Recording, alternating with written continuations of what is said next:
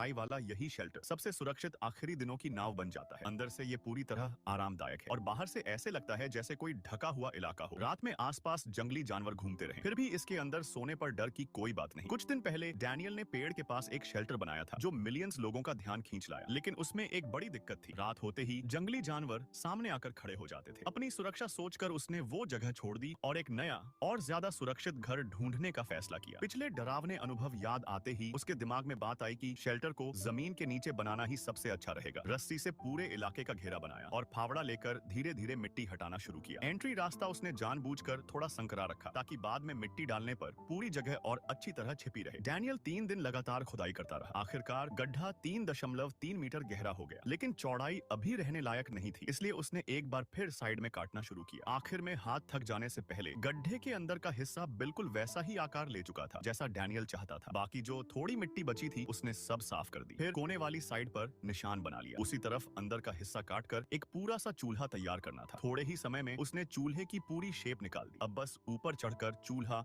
और धुएं का रास्ता बनाना बाकी था। ये काम भी ज्यादा देर नहीं लगा। इसके बाद आया गर्म रखने का सिस्टम। पत्थर दिखने में भले ही बिखरे हुए थे, लेकिन डैनियल के हाथों से वो प्रोफेशनल टीम जैसा बिल्कुल बढ़िया बन गया। जो पत्थर बच गए थे उन्हें उसने ऊपर जमा दिया, धुएं की नाली के ऊपरी हिस्से के तौर पर ऊपर तक अच्छे से जमा कर फिर मिट्टी से ढक दिया ताकि बाहर से देखने पर सब कुछ बिल्कुल नेचुरल लगे। एक नजर में ही समझ आता था कि ये धुएं की नली काफी बढ़िया चलेगी, और बिल्कुल वैसा ही हुआ। अब धीरे धीरे पूरा कमरा बहुत जल्द एकदम गर्म हो जाता। अब शेल्टर काफी अच्छा तैयार हो गया था। सिर्फ एक दिक्कत, नीचे उतरना और ऊपर चढ़ना अभी भी थोड़ा मुश्किल था। इसके लिए आसपास उसे एक सूख कर गिरा हुआ पेड़ मिल गया। उसकी छाल और गांठें हटाकर उसे सीधे एंट्री जगह पर फिट कर दिया ताकि पूरा स्ट्रक्चर संभाल सके। सीढ़ी बनाने के लिए जो लकड़ी चाहिए थी वो थोड़ी पतली ही काफी थी, क्योंकि उस पर किसी को बैठना नहीं था, बस अंदर आना जाना आसान हो जाए, यही काफी था। ये सर्पिल डिजाइन जगह भी बचाता है और कुत्ता भी आराम से ऊपर चढ़ सकता है। सच में कुत्तों को भी ज्यादा समय नहीं लगा समझने में कि यही उनके नए घर का रास्ता है। ये हो जाने के बाद डैनियल ने मोटी लकड़ियों को बराबर लगाकर बिछा दिया ताकि बेड का बेस बन सके। अब पूरा काम खत्म होने में बस एंट्री और दरवाजा बाकी था। उसने पहले एक लकड़ी खड़ी लगाई और उसी पर टिकाकर बाकी लकड़ियां फिट कर दी। ऊपर की जो छोटी छोटी जगहें बची थीं, उन्हें भी उसने पहले की तरह मिट्टी से बंद किया। मिट्टी का हल्का पीला नारंगी रंग भले ही दिखाई देता था, लेकिन ऊपर सूखी घास और पत्ते फैला देने पर वो बिल्कुल जमीन में मिल जाता था। लेकिन खुले गड्ढे का मुंह उसे बिल्कुल भी सुरक्षित नहीं लगा, इसलिए उसने जल्दी से कुछ टहनियां रस्सी से बांधकर गोल शेप बना लिया। अब सवाल था, ढक्कन किससे बनेगा? इसी सोच में उसकी नजर पास पड़ी छाल पर गई। वो छाल बिल्कुल नेचुरल कैमोफ्लेज थी, गड्ढे को छिपाने के लिए परफेक्ट। लकड़ी की अजीब शेप जंगली जानवरों को अंदर आने से रोकेगी भी। उसने ऊपर सूखे पत्ते फैला दिए और देखते देखते रात हो गई। चारों तरफ जंगल की आवाजें भर गईं, लेकिन अब उसके पास पूरी तरह सुरक्षित घर था जहां वो आराम से अंदर बैठकर खाना भी बना सकता था।